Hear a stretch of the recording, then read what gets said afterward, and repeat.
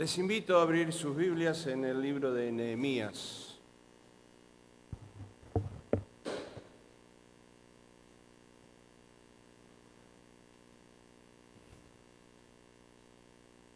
Bueno, para mí hoy es un día de comienzos o de recomienzos. Nehemías capítulo 8. En el pasado tomé unos 3 años y medio enseñando acerca del libro de el Evangelio según San Juan.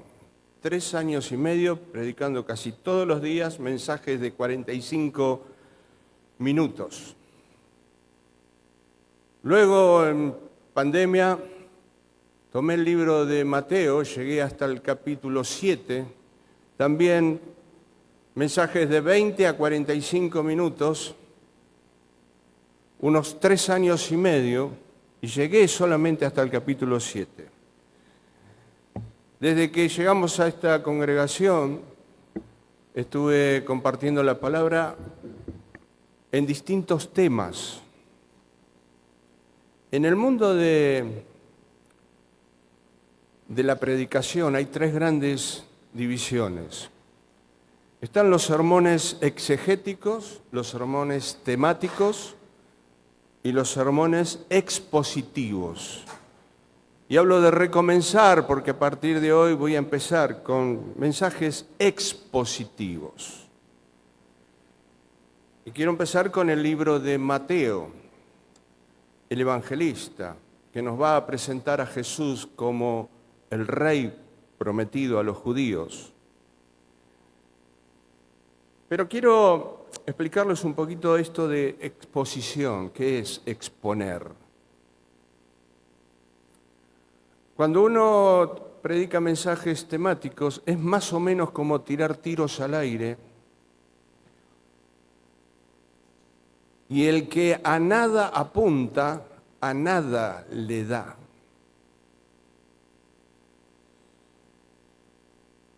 Simplemente es tocar distintos temas según las necesidades del momento, pero el mensaje expositivo arroja luz sobre una porción de las Escrituras. En este caso va a ser todo el libro de Mateo, algún día lo terminaré. Pero es como prender los reflectores espirituales, celestiales, sobre un pasaje para que lo podamos entender. ¿Cuál es la idea? ¿Cuál es la finalidad? Bueno, entender a Dios, entender lo que Dios dice en su palabra. Porque no podemos obedecer a Dios si no entendemos a Dios, lo que Él dice en su palabra. Y al ser un mensaje expositivo, lo colocamos dentro de todo el contexto bíblico. Lo comparamos con distintos pasajes, con distintas doctrinas, para entender honestamente, sinceramente, lo que Dios quiere decir. A veces no seguimos a un líder, no porque no lo queremos, sino porque no lo entendemos. A veces no obedecemos porque no entendemos lo que Dios dice. Y en esto se corren ciertos riesgos, en el sentido de querer hacerle decir a Dios lo que Dios no dijo, lo que Dios no quiere. Algunos acomodan sus temas, sus culturas a la palabra, pero otros hacen al revés, hacen que la Biblia diga lo que ellos quieren que diga. Y de esa manera tenemos, por ejemplo, mucha psicología, que también va a usar ciertos libros, mucha sociología, que también va a usar muchos libros de la Biblia. Así que esta es como una introducción al libro de Mateo. Lo veremos tal vez una vez al mes, 30 minutos, cuando me toque a mí. Pero bueno, es algo sistemático, algo ordenado. Les pueden quedar los videos, las grabaciones, y tal vez alguno tome apuntes en el desarrollo del libro de Mateo. Pero vamos a leer en Nehemías capítulo 8. Y algunos tal vez dirán, ¿qué tiene que ver Nehemías con el libro de Mateo? Esta es una reunión que dura más o menos 6 horas. Están todos de pie. Chicos, grandes, hombres, mujeres. Desde las 6 de la mañana. Lindo horario para hacer una reunión. Una vez hice una especie de locura, pero dio resultado. Convoqué a todos los hermanos a venir a un estudio bíblico a las 6 de la mañana. Ah, lindo horario, ¿no? Para estudiar la Biblia. ¿Y cuál era la idea? Estar con gente que realmente ama la palabra de Dios, que se saca la sábana de encima para venir a escuchar la palabra de Dios. Y venían, cuadernitos, lapicera, Biblia. Esta es una reunión así. Se juntó todo el pueblo. Están reunidos, atentos. Y a mí me gustaría que todos estén cómodos, pero también me gustaría incomodarlos de alguna manera. ¿De qué manera? Confrontarlos con la palabra de Dios. ¿Cuál fue el resultado? Bueno, a nosotros nos gusta un predicador divertido, atractivo, tipo showman, que estemos todos riéndonos, disfrutando. Y está bien, pero el resultado de aquella reunión de Nehemías en capítulo 8 es que todo el pueblo terminó llorando, quebrantadísimos en la presencia de Dios. Nehemías 8:8 solamente, les invito a que en sus casas puedan leerlo más detenidamente. Versículo 8. Y leían el libro de la ley de Dios claramente y ponían el sentido de modo que entendiesen la lectura. Acá estamos hablando de levitas, de gente preparada, gente que tiene un llamado para pararse en un púlpito, gente que tiene el don para exponer las Escrituras. No es simplemente yo quería, a mí me gustaría. Estos estaban haciendo y cumpliendo su oficio. Y ponían el sentido, leían claramente. ¿Cuál es la idea? Que el pueblo entienda. ¿Qué dijo? Ay, no escuché. Y por ahí le das más volumen y no se entiende nada tampoco. Bueno, este no era el caso, no había audio, no había tecnología, no había sonido, pero ellos estaban en una plataforma más alta que el pueblo y leían. Y el pueblo entendía, ponían el sentido, de modo que entendiesen la lectura. Segunda Timoteo.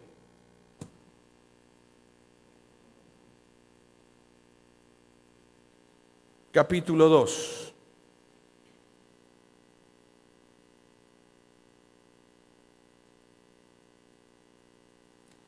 Me gustaría que todo este material se lo lleven escrito a sus casas para analizarlo.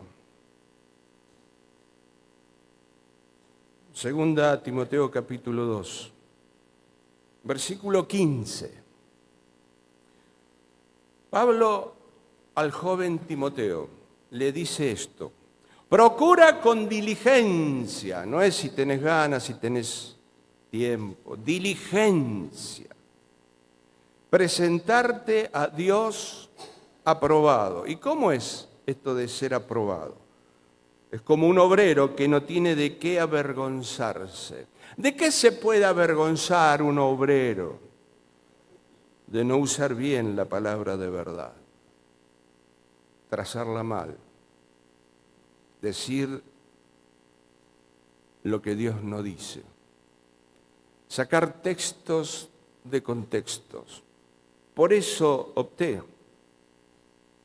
por empezar esta serie de sermones expositivos, donde vamos a relacionar toda la escritura que leemos en el libro de Mateo, con las costumbres, con el tiempo, sobre todo con el Antiguo Testamento. Porque digamos, Mateo es como una extensión del Antiguo Testamento. Lo leemos de nuevo.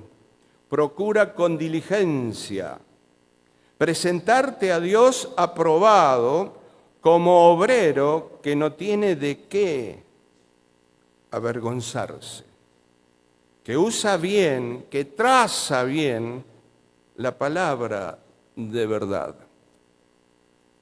Trazar bien tiene que ver con el surco, tiene que ver con la agricultura. Hace ya más de 30 años que tenemos una tecnología impresionante en el campo,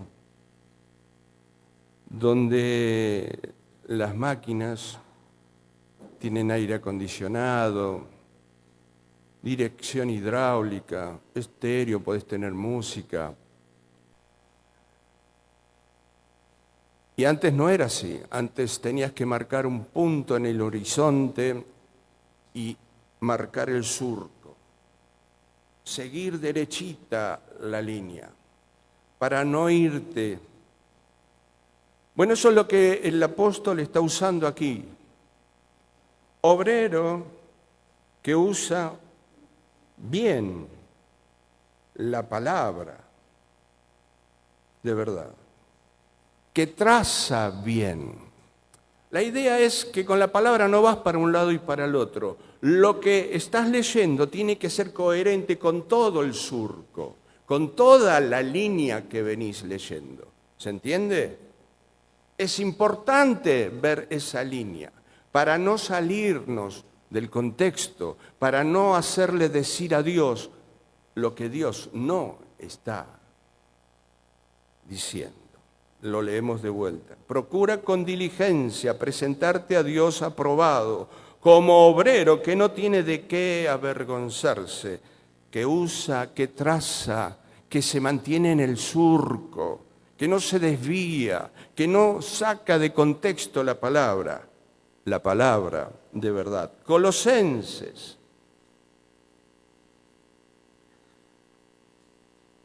3:16.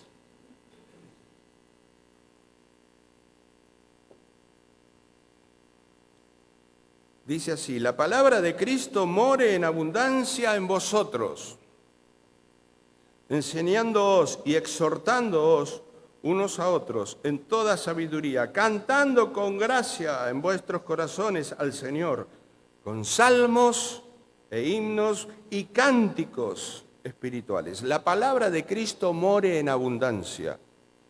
¿Para qué? ¿Para ser teólogos? No. ¿Para ver quién sabe más? No. La palabra de Cristo more en abundancia en vosotros. ¿Saben para qué? Para no desviarnos, para no morir. Nosotros conocemos el Salmo: lámpara es a mis pies y lumbrera a mi camino. ¿Lo conocen? Sí. Y un judío amigo me enseñó qué era la lámpara y qué era la lumbrera. Me enseñó a hacer la lámpara, me explicó cómo hacer la mecha, que era con pelo de cabra, el tipo de aceite que usaban. ¿Por qué tan importante? Porque en la Palestina del primer siglo, aún hoy también, estaba muy llena de escorpiones. No había vida nocturna como hoy. No teníamos lámparas, luces. Entonces, si llegaba algún viajero, necesitaba la lámpara y la lumbrera. Lámpara es a mis pies. Era una lámpara que se ponía y se unía a la punta de la sandalia para alumbrar ahí nomás, cerquita del pie, para no ser mordido ni pisar ningún escorpión. Y la lumbrera iba en la punta de un palo, alumbrando el camino también, para ver más lejos. ¿Por qué? Porque si no, no llegabas y eras mordido por algún escorpión. Bueno, este judío conocía bien de los escorpiones, me habló de unas 5 clases de escorpiones que hay en Israel, uno más venenoso que el otro, según el color, el tamaño. Pero era indispensable la lámpara y la lumbrera. No, yo camino igual, no pasa nada. No llegabas. Era indispensable para llegar a destino. Por eso more en abundancia la palabra de Cristo. Es indispensable. Las Escrituras bien trazadas para vivir como Dios quiere. Todo esto dentro de lo que sería el sermón expositivo. Se necesita tiempo, mucho estudio, mucho pegamento. Pegamento, sí, pegamento para la silla, para sentarte y quedarte pegado por horas, para analizar las Escrituras, para comparar las Escrituras, para ser honesto, para no hacerle decir a Dios lo que Dios nunca dijo. Esto como introducción, vamos al libro de Mateo.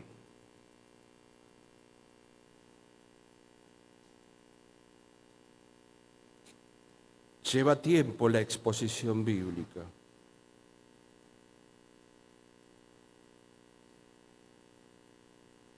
Mateo es uno de los 4 evangelistas. Mateo, Marcos, Lucas y Juan. Cada uno de ellos va a hablar de Jesús, pero nos va a mostrar distintas aristas, distintas cosas, características de Jesús. Cada uno escribe con un objetivo. Juan tiene un objetivo y es presentarnos a Jesús como el Hijo de Dios. Presentar la deidad de Jesús. Y va a mostrar 8 milagros elegidos en el libro de Juan. No son elegidos al azar. Hay un porqué eligió 8 milagros, de tantos que hizo. Termina el libro diciendo Jesús hizo muchísimos milagros, pero si los escribiéramos a todos no entrarían en el mundo los libros. Pero él eligió 8. ¿Qué quiso hacer Juan? Presentarnos a Jesús como el Dios encarnado. Por eso no hay genealogía en el libro de Juan. En el principio era el Verbo y el Verbo era con Dios. Es Dios encarnado. Bien. Marcos lo va a presentar como el siervo perfecto. Por eso tampoco hay genealogía. No importa la descendencia del siervo, lo importante es que tenga brazo fuerte, una buena espalda para trabajar. Y van a ver muchísima acción en el libro de Marcos. Es el siervo perfecto. Lucas, el médico. Quiero aclararles que Lucas no era apóstol. Se dijo por acá que era uno de los apóstoles, no era apóstol. Fue el médico que acompañó en sus viajes misioneros al apóstol Pablo. Fue el hombre que escribió el libro de los Hechos de los Apóstoles. Y es el hombre que escribe este evangelio según San Lucas. ¿Y cuál es el objetivo de Lucas? Presentarnos a Jesús como el Hijo del Hombre, el hombre perfecto. Así que va a presentar también una genealogía, pero lo va a hacer a la inversa de lo que lo hace el libro de Mateo. Va a ir hasta Adán, comienza con Jesús y va hacia atrás, hacia la persona de Adán, el primer hombre. Y Jesús es el postrer hombre. Y va a mostrar toda la genealogía, más larga todavía que la de Mateo. Ahora bien, Mateo también va a presentar una genealogía. ¿Por qué? Porque era necesario demostrar legalmente que por las venas de Jesús corría sangre real. El Antiguo Testamento habló de muchas profecías. Mateo se va a enfocar en 4 muy puntuales para demostrar que Jesús es el rey de los judíos, el rey prometido al pueblo de Israel. Y lo va a hacer demostrando que nace de la Virgen María, que estaba profetizado. Va a mencionar el nacimiento en Belén, que también estaba profetizado. Va a demostrar más que ningún otro evangelista los sufrimientos de Jesús. Allí en el libro de Mateo hay detalles de los sufrimientos en la vida y en la pasión de Cristo que no están mencionados en los otros evangelistas. ¿Por qué? ¿Por qué se enfoca tanto en los sufrimientos de Cristo? Porque estaba profetizado también que Él iba a padecer, iba a sufrir. ¿Sí? Entonces no está la escena del ladrón que se arrepiente en la cruz. No están las mujeres ni los discípulos cerca de la cruz, aparecen a lo lejos algunas mujeres. Solamente el centurión está allí para decir, este era el Hijo de Dios.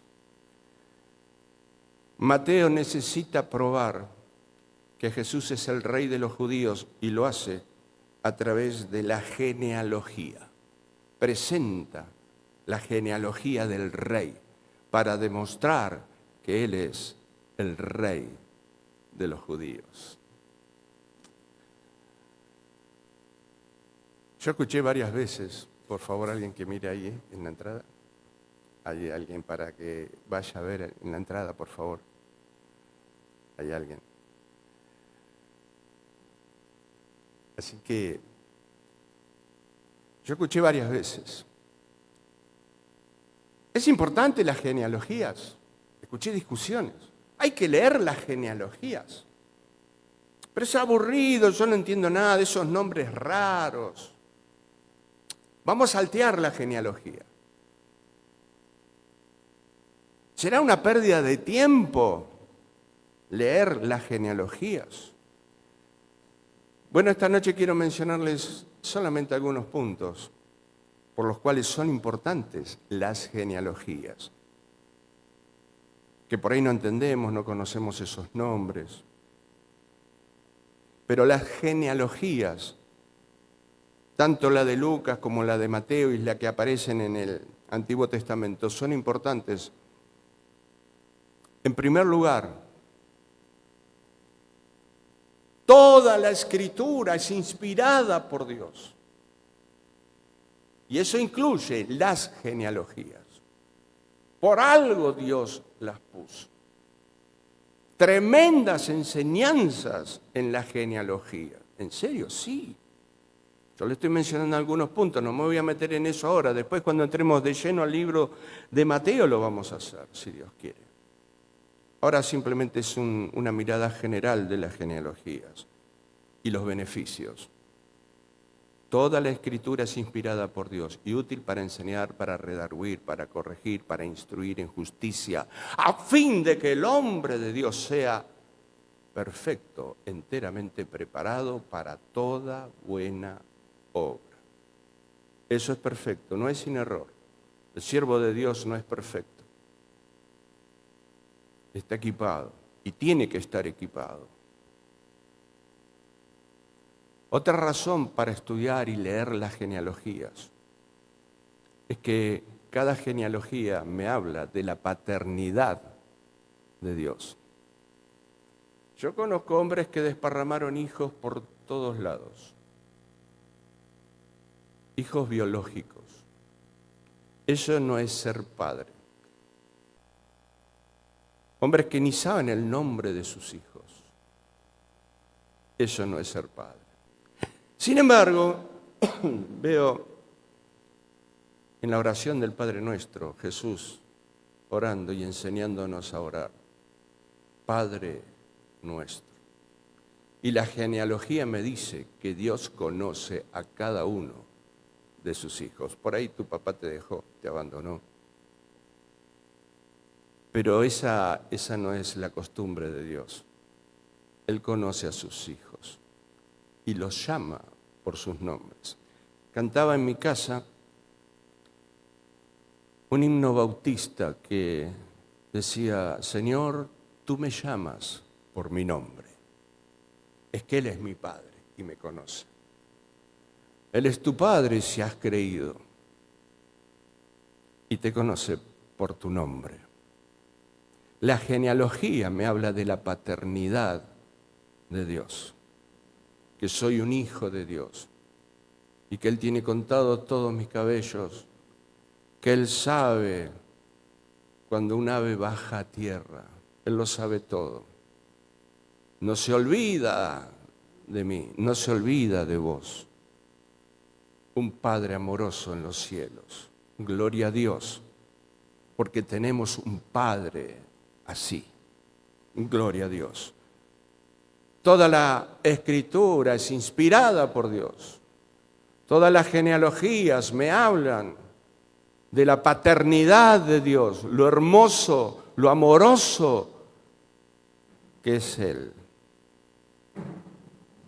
Esta genealogía de Mateo es distinta a la de Lucas, porque Mateo va a comenzar hablando de Abraham. La de Lucas pasa a Abraham hacia atrás y llega hasta Adán. Mateo capítulo 1, versículo 1.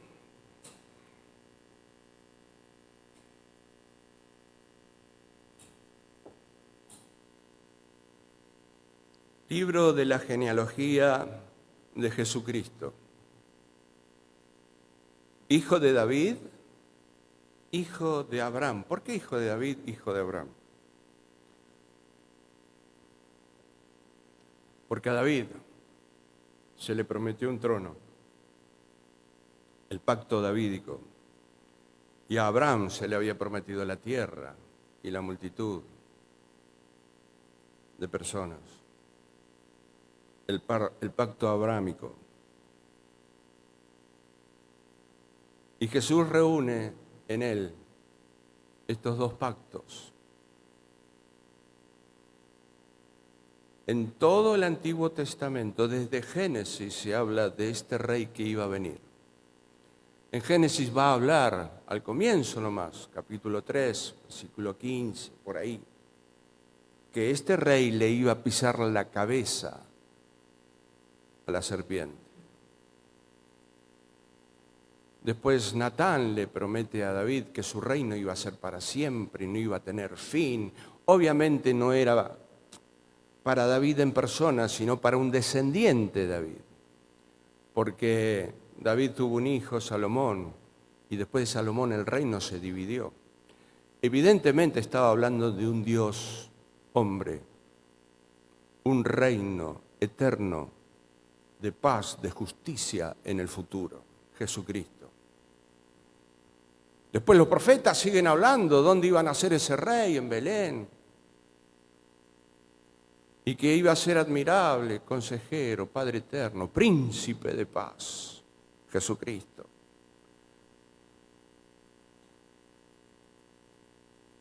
Así que se le promete un reino a David y la tierra a Abraham. Vamos a leer el versículo 2. Abraham engendró a Isaac, Isaac a Jacob y Jacob a Judá y a sus hermanos. Judá engendró a Tamar, de Tamar a Fares y a Sara, Fares a Esrón y Esrón a Aram. Aram engendró a Aminadab, Aminadab a Nazón, Nazón a Salmón. Salmón engendró a Rahab, de Rahab a Boz. Boz engendró de Ruth a Obed y Obed a Isaí. Isaí engendró al rey David, el segundo rey de Israel. Y el rey David engendró a Salomón, de la que fue mujer de Urías. Salomón engendró a Roboam, Roboam a Abías, Abías a Asa. Asa engendró a Josafat, Josafat a Jorán, Jorán a Usías, reyes de Israel. Cada uno tiene una historia preciosísima para nosotros. Usías engendró a Jotam, Jotam a Acaz, Acaz a Ezequías. Ezequías engendró a Manasés, Manasés a Amón y a Amón a Josías. Josías engendró a Jeconías y a sus hermanos en el tiempo de la deportación a Babilonia. Pasaron muchas cosas en ese periodo de la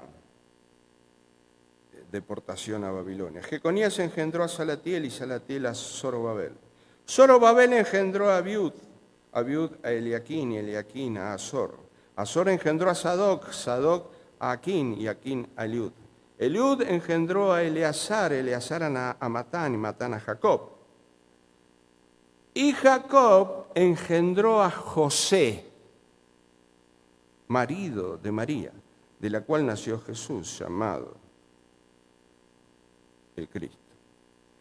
De manera que todas las generaciones, desde Abraham hasta David, son 14. Desde David hasta la deportación a Babilonia, 14. Y desde la deportación a Babilonia hasta Cristo, 14. El nacimiento de Jesucristo fue así. Estando desposada María, su madre, con José, antes que se juntasen, se halló que había concebido el Espíritu Santo, del Espíritu Santo. Y José, su marido, como era justo y no quería infamarla, quiso dejarla secretamente. Pensando él en esto, he aquí un ángel del Señor le apareció en sueños y le dijo: Hijo de David, José, no temas recibir a María tu mujer, porque lo que en ella es engendrado del Espíritu Santo es, y dará a luz un hijo y llamará su nombre Jesús, porque él salvará a su pueblo de sus pecados. Todo esto aconteció para que se cumpliese lo dicho por el Señor, por medio del profeta, cuando dijo: he aquí, una virgen, acá está una profecía muy contundente, concebirá y dará a luz un hijo, y llamará su nombre Emmanuel, que traducido es Dios con nosotros. Y despertando José del sueño, hizo como el ángel del Señor le había mandado, y recibió a su mujer. Pero no la conoció hasta que dio a luz a su hijo primogénito. No la conoció, no tuvo relaciones sexuales con ellas hasta que nació Jesucristo.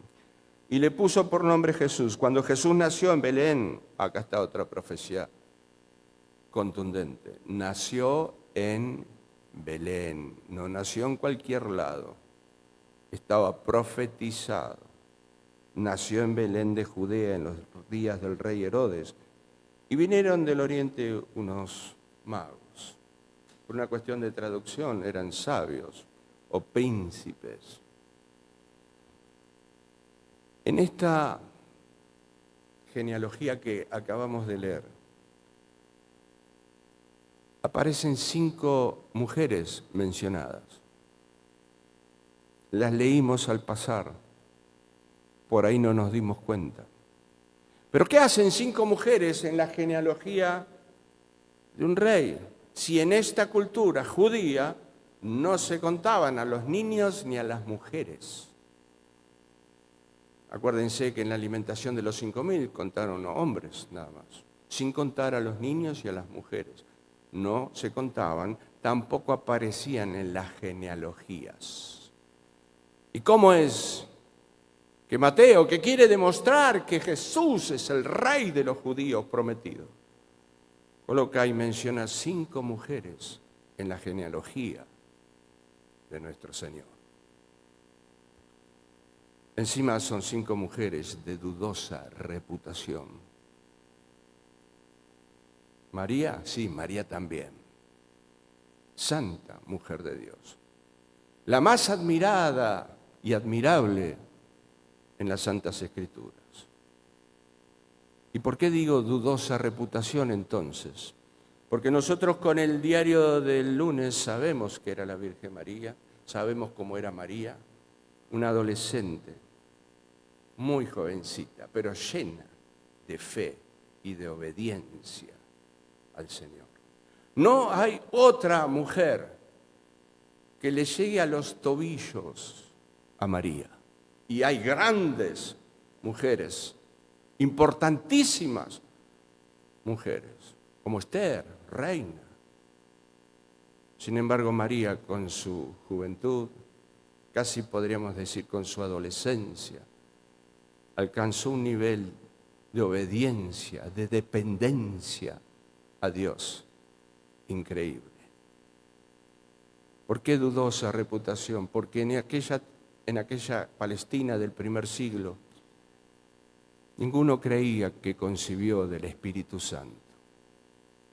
Fue una mujer estigmatizada.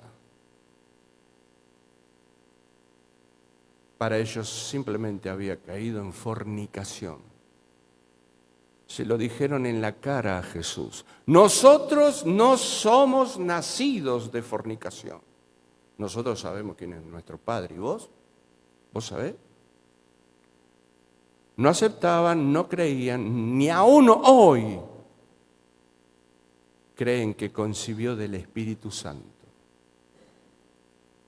Una mujer señalada, criticada, igual que Jesús.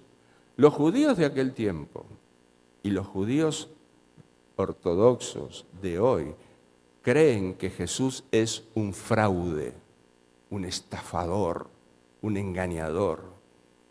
Así hablan de Jesús. Así que forma parte de este grupo de 5 mujeres. Tamar tuvo relaciones sexuales con su suegro. Rahab fue prostituta. Ruth, moabita. Es lo mismo que decir una perra gentil para los judíos. Eso era Ruth. Claro, después se convierten en grandes mujeres de Dios, santas mujeres. Después tenemos a la mujer de Urías. David engendró a Salomón, de la que fue mujer de Urías.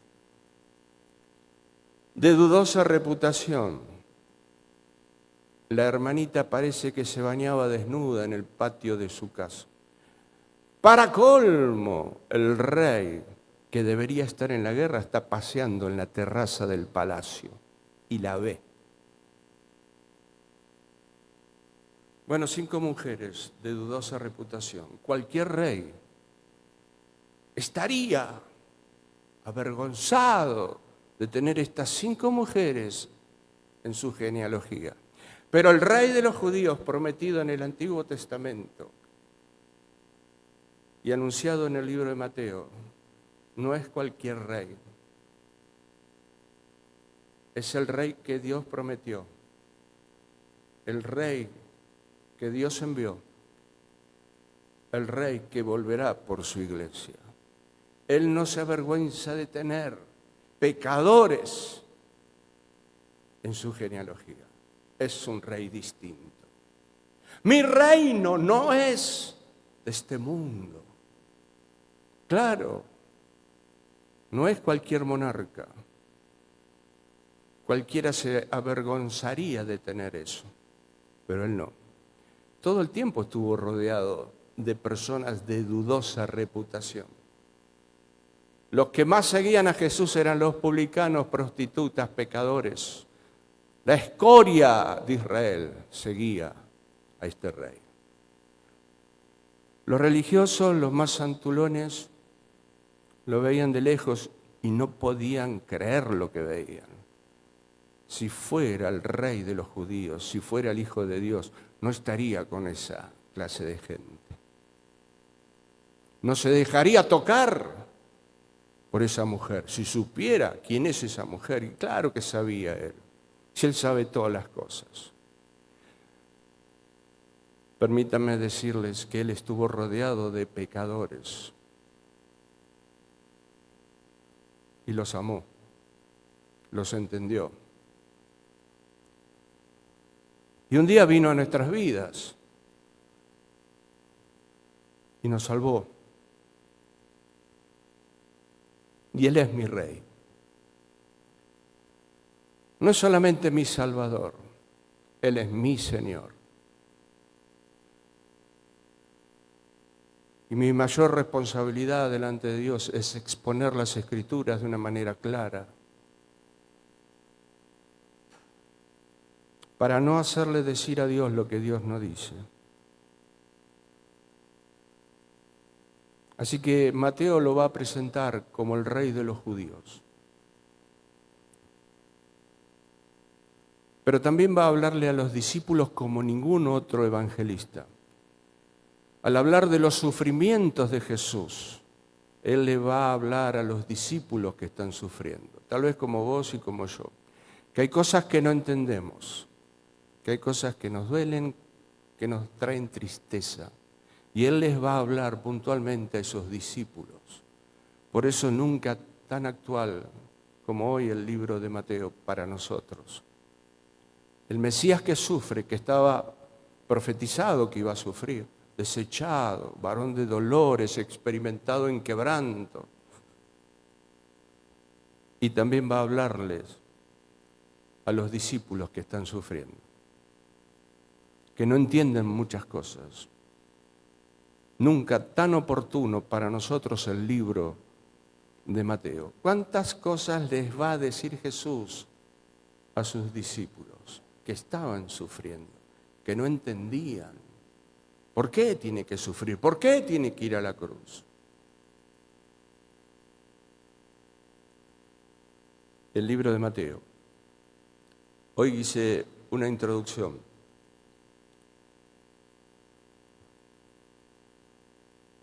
Y tal vez el Señor nos encuentre estudiando el libro de Mateo en el rapto, no lo sé.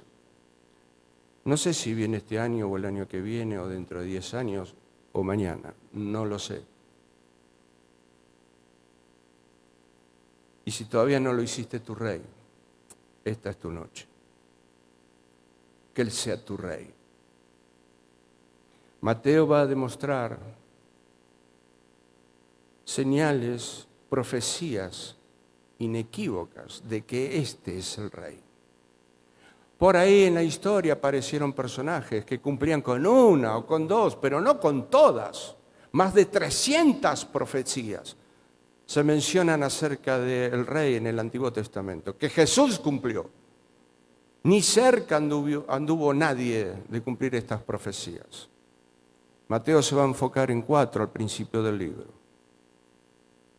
2 les mencioné, nació de la Virgen María, nació en Belén. Una tercera que iba a sufrir. Él es el rey y esta es tu oportunidad de decirle rey. Quiero ser tu hijo, quiero pertenecer al reino. ¿Saben? 135 veces aparece en el Nuevo Testamento la palabra reino, basileo, reino. La palabra rey y la palabra reino, rey y reinarán aparece más de 160 veces en el Nuevo Testamento, mencionando o en relación al rey de los judíos. Este rey va a venir a buscar a su iglesia. Lo estamos esperando. Pero se va a llevar a sus hijos, a los súbditos de este reino. Y si yo te preguntara esta noche si Él viene, ¿te vas con Él? ¿Tenés la certeza? ¿La seguridad? No, pero yo voy a la iglesia. Y yo soy hijo de pastores. Yo nací en la iglesia. Yo escuché a un predicador decir que era cristiano antes de nacer, porque la madre iba a la iglesia. Pero no se salva el que es hijo de, ni el que tiene una religión en su vida. Se salva el que está viviendo en obediencia hoy a los mandatos de este rey. Hace unos días celebramos la Navidad, todo el mundo festejando el nacimiento de Jesús. Y yo pregunto, ¿cuántos de todos esos están sometidos a la demanda de este rey, porque mientras es bebé, todo bien. Pero este rey creció, vivió entre pecadores y tiene demandas. Y él dijo, ¿por qué me llamáis Señor y no hacéis lo que yo os digo? ¿Estás haciendo hoy? No me importa hace 10, 20 años atrás. Hoy estás haciendo la voluntad de Dios. Si Él viene, ¿te vas con Él? ¿Te lleva? ¿O te quedás en este mundo inmundo, inicuo? Que el Señor pueda confrontarte a través de su palabra para tomar esta decisión tan importante. Que seamos súbditos de este rey, que formemos parte de este reino.